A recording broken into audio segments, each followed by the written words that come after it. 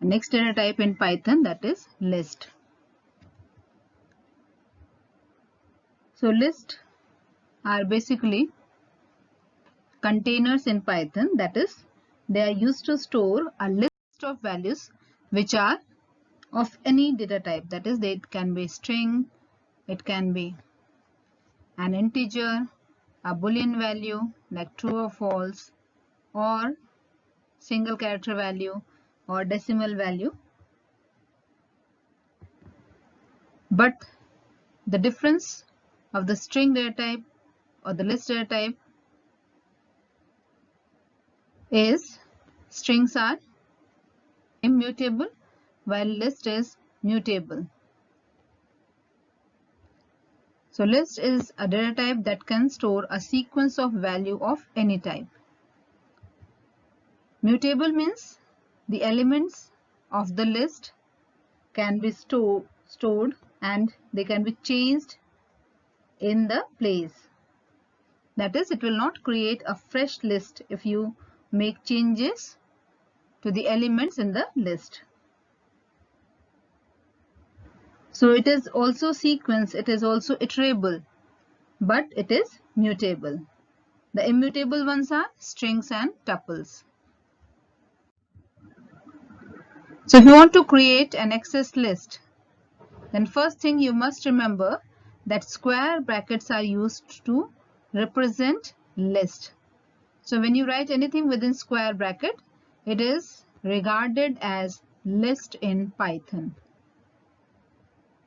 So when you write only empty brackets, it means it is an empty list, that is list without any item. So it will be an empty list. You can have list of integers. All the integers should be separated by comma. So like this is list of integers. So integers separated by comma and enclosed within a pair of square brackets. Next is this is list of characters or string values separated by comma enclosed within square bracket. This is list of strings. Basically in Python, characters and strings are same, but the visible difference is in the above example, each string is of one character only, but in this example, each string is of multiple characters. So string can be collection of multiple characters and collection of multiple strings can form a list if it is enclosed within a pair of square brackets. Now this is an example of list of mixed data type. Like first one is an integer value, next a single character value, and next is RAM multiple character or string value, then 5.6 a decimal value. So all the values that are stored in the list or the items of the list can be of different data types also. Now how will you create list? So the list can be created by putting some expression within square brackets and separated by comma. And it can contain values of mixed data type as you saw in the previous slide. Like this one, it is a list of integers, 5 integers are there. The name of the list will be written on the left hand side of the equal to sign, like you write for other variables. So on the left hand side should be the name of the list and equal to as an assignment operator and the list of values enclosed within a pair of square brackets and separated by comma. A second example where the list name is A2 and the values are 1, an integer value, ABC, a string value, another DEF, another string value. Another example, list name is A3, 1, 2.0, 7.8, 7. These are the different list items. So you can create a list by taking the name of the list on the left hand side and then equal to sign and list of values, whatever values you want or whatever values is required by the program, separated by comma and enclosed within a pair of square brackets. Now empty list, it means 0 or empty string. In strings, when you write only single quotes, a pair of single quotes or a pair of double quotes.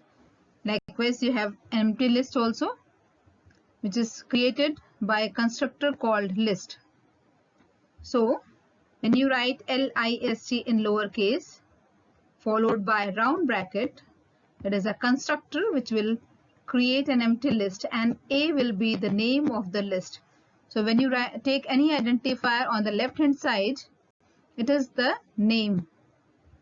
Now here it is a list, so it is the name of the list, which is an empty list. So when you write, you can select any name here. I have used A, but you can use any valid identifier on the left hand side as the name of the list. And this is the list constructor, which is a built-in constructor, and it will create an empty list. Or you can write any list name like A is equal to a pair of square brackets without anything enclosed in between the square bracket will also create an empty list. So these are the two methods by which you can create an empty list. Either you use list constructor, and here the brackets are round brackets because it is a constructor or a function. So function names are always followed by round bracket, as you have seen in other function names also, which you have already used, like random or POW. They are all followed by round brackets. So you use list function or list constructor to create an empty list, or you can write a list name like A is equal to a pair of empty square brackets. Now long list. Long list means a list that contains too many elements. That is, these elements, they split across multiple lines. That is, you cannot write them in a single line and they come to the next line. Then such list is known as a long list. For example, you take any list name like num. I've used num here, and go on writing list items separated by commas but enclosed within a pair of square brackets. And then these list items will continue to the second line, to the third line, and so on.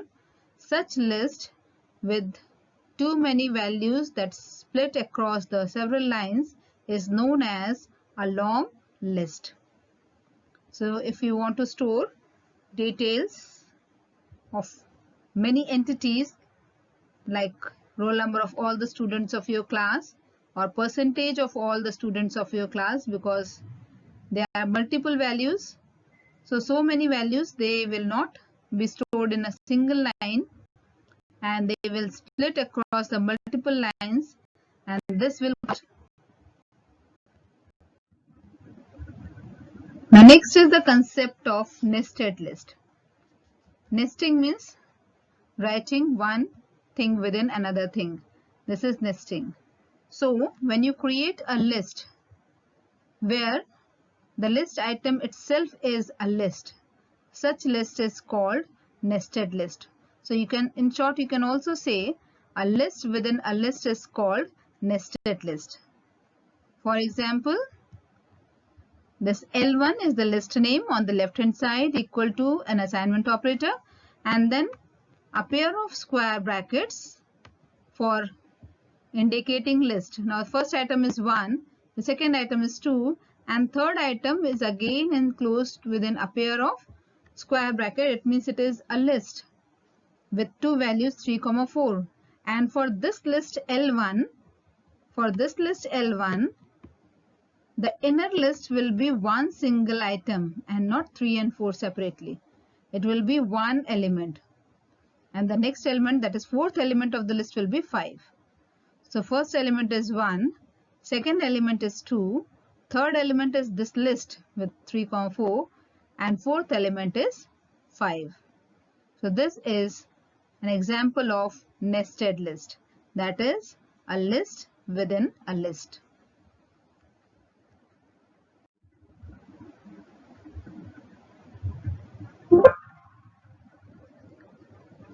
The next is creating lists from existing sequence. So a list can be created from any kind of sequence. You know the sequence in Python are strings, tuples or list. So you can create list from a string, you can create list from a tuple, or you can create list from a list. And for this again the list constructor will be used. So you take any list name on the left hand side, then followed by equal to sign as an assignment operator and the list constructor, and within the round bracket of the list constructor whatever sequence you write, it will be converted to list. This sequence can be string, tuple or list. That sequence will be converted to list. So these are the two examples. In first example, this list 1 on the left hand side of the equal to sign is the name of the list, and this list is the name of the function. Now this welcome is a sequence and it is a string in Python because this is a collection of characters enclosed within a pair of single quotes. This is what we call string in Python. So welcome is a string. Now this string is passed as argument to the list function. So what this list function will do is, it will split each character of the string as an item of the list, and from those items the list will be created.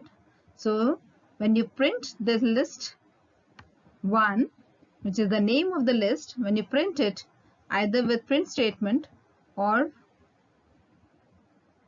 you can write directly list 1. So here in the interactive mode, when you write list 1, that is the name of the variable, you will get the value of the variable. So when you write list 1, you can see each character of the string becomes an item in the list separated by comma. So comma separates two items of the list. So W is one item, E is another item, L is another item, C is another item, and so on. So this is the function of this list constructor.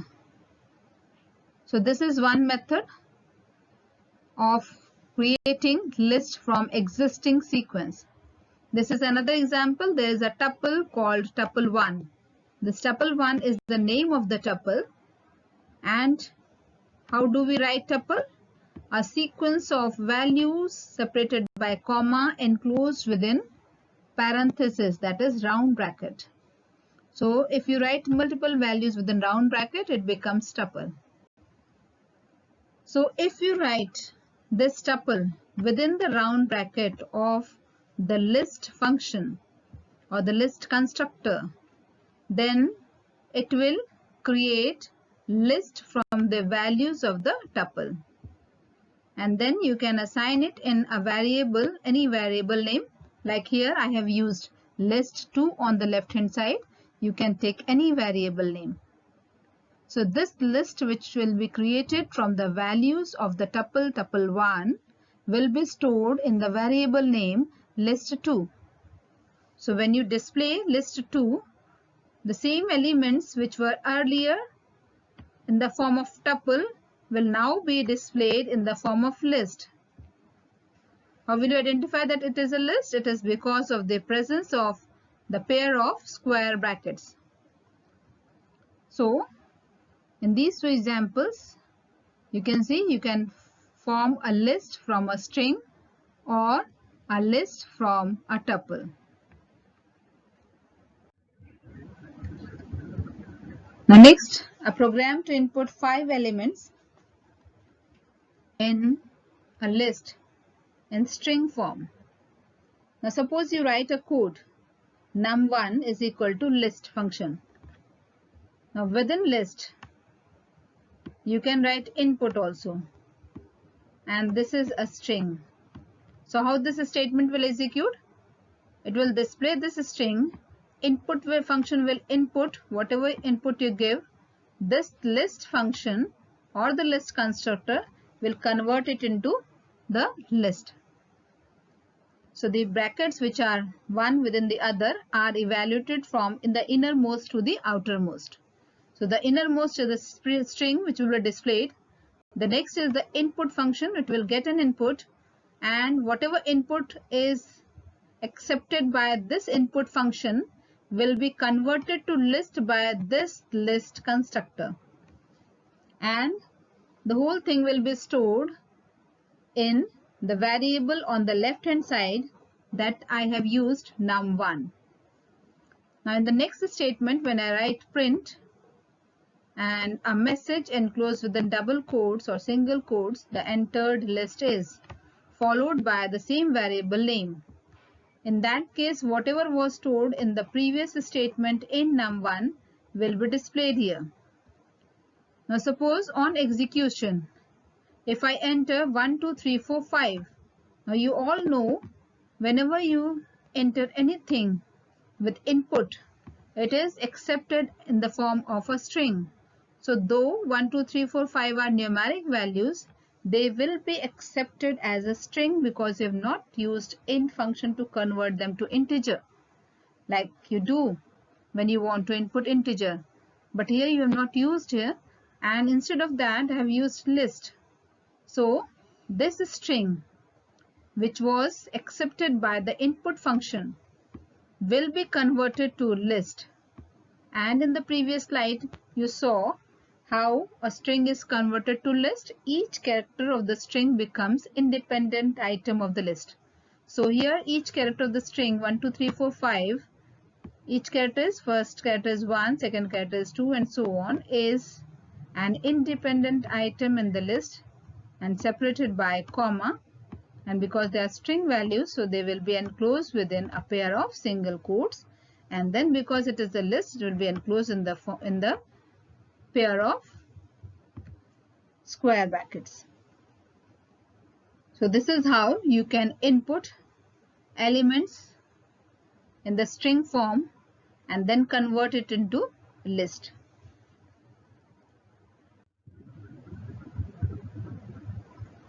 Now if you write this code, input enter a string. Now you have given a message enter a string, so obviously you'll enter any string.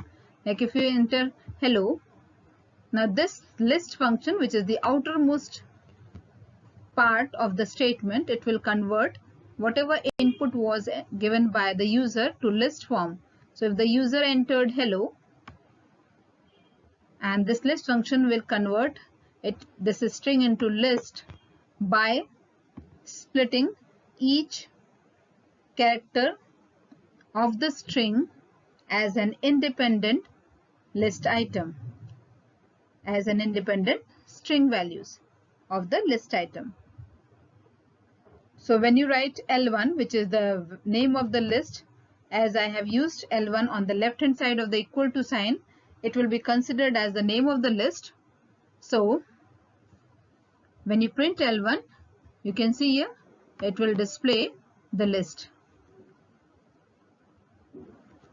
Another code, if you change the message, enter a number. Okay, rest of the statements are same. And this time if you enter 36812, thinking that you are entering integer, but actually it will not be an integer because you all know inputs in the form of string. When you write int, you typecast the input into integer value, but here you have not converted to integer value, it will remain as a string. So 36812 will be string here, and this list function will convert that string into list items, and in that case what it will do is it will split each character of the string as independent string, and then all these characters as an independent string will collectively form the list items, which will then be stored in the variable on the left hand side, that is L1.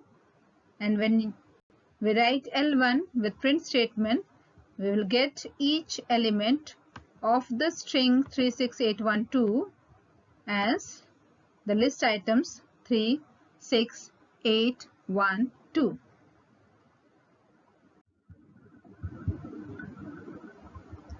Now let us consider one more program to input 5 elements in a list in integer form.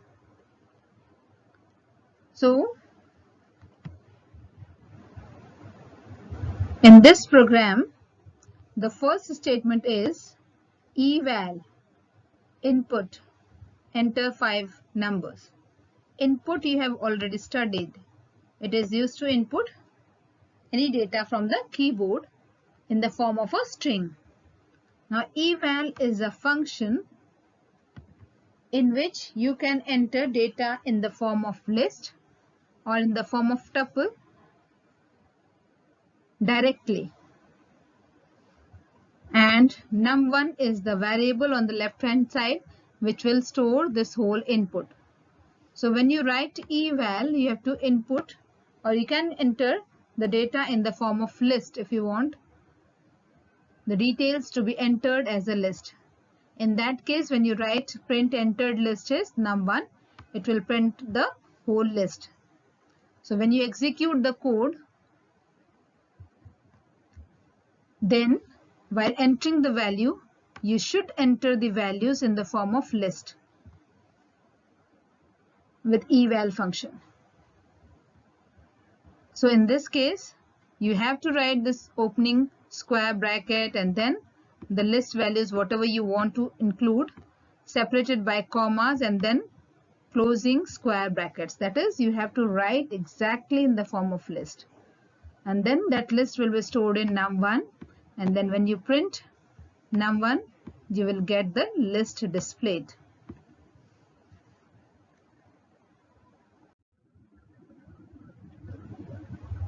Now the same code, if you enter the values like this, which is not in the form of list, simple 5 numbers separated by space, thinking that it will convert it in the form of list, it will not do so, and it will display an error message. So with eval function, you have to give the input in the form of list. That is, these values must be enclosed within a pair of square brackets and separated by comma. Then only these will be stored as a list in the variable num1. Otherwise, this error message will be displayed.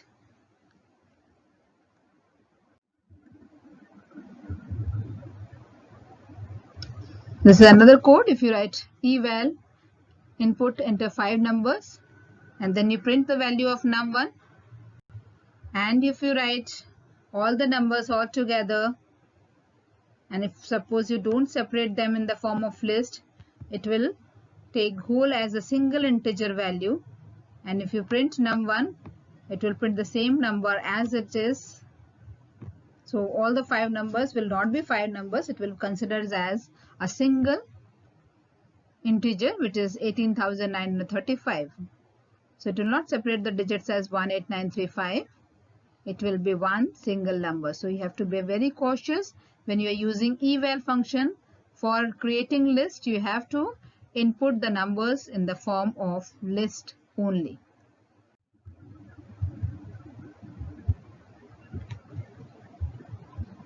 Now if you write the same code, and if you execute and enter the details in this format, see, in the form of list, then only you will get the output in the form of list. That is, the num1 will actually hold these elements or the integers in the form of list if you enter the details or the data in the form of list.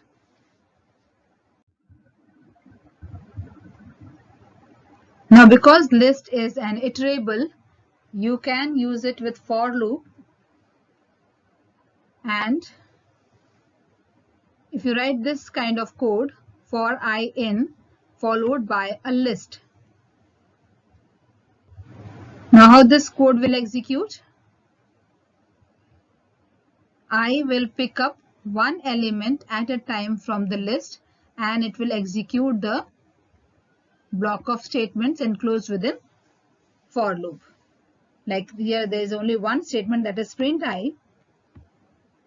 So initially it will first pick up the value 10 and whatever statements are included within the for loop, it will execute with this value of I, that is 10. Next time, for the next iteration, it will automatically pick up the next value from the list and it will execute the loop with the second value of the list item. For the third iteration, it will pick up the third value from the list and execute with the third value of the list item. Next, I will pick up the next item from the list, that is the fourth item, for the fourth iteration and execute the loop with value 40. So when you execute, you will get the output as 10, 20, 30, 40. That is, I will pick up one element at a time from the list. And these items will be picked up in the sequence. That is, first the first item, then the second item, then the third item, and the fourth item, and so on.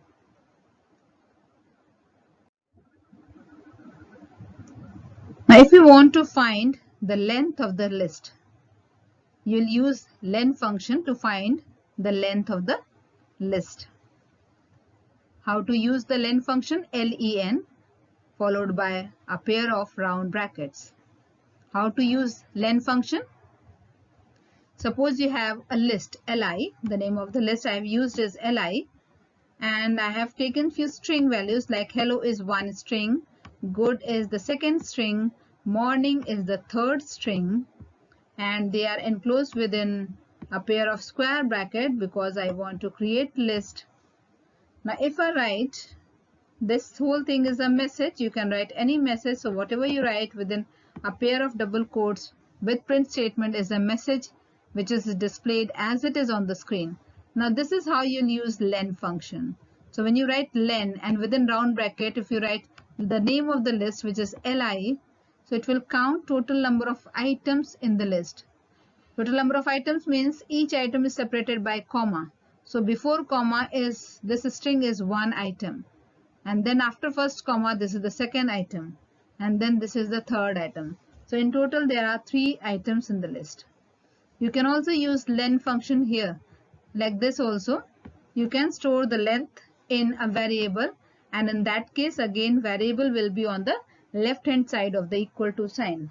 So if you write this kind of statement, the length of li will be stored in a variable called k, and you can use this k variable or the value of the k variable in the program as required. Like here I have used simple print statement to print the value of k. So again, total length of the list means total number of elements in the list. So it is the same list li in both the cases, both the print statements. So it will again print 3 here. So on execution, in both the cases, the length of the list, because it is the same list li containing the elements hello, good, morning. So it will display length of the list as 3 or total number of elements as 3.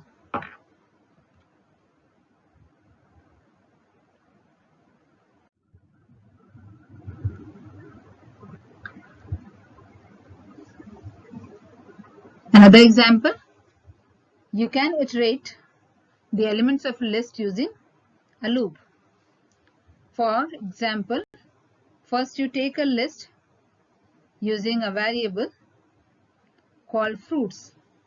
On the left hand side, fruits is a variable name or the name of the list, because on the right hand side is a list with the list items mango, banana, papaya, apple. These are the names of 4 fruits. So if I write statement like for I in fruits, so fruits is a list. So how does for loop iterates for a list? It picks up one item at a time in sequence from the list. So initially, I will first pick up first element, that is mango, and then next time for the next iteration, I will pick up the second element from the list, that is banana. Third time, I will pick up the third element from the list, that is papaya. Fourth time, when the loop executes, I will pick up the fourth element of the list, that is apple. And because then there are no more elements in the list, the loop will terminate. So it will execute only for the number of items in the list. So it will display this because print I will display the value of I, which was mango for the first iteration, banana for the second iteration, papaya for the third iteration, and apple for the fourth iteration.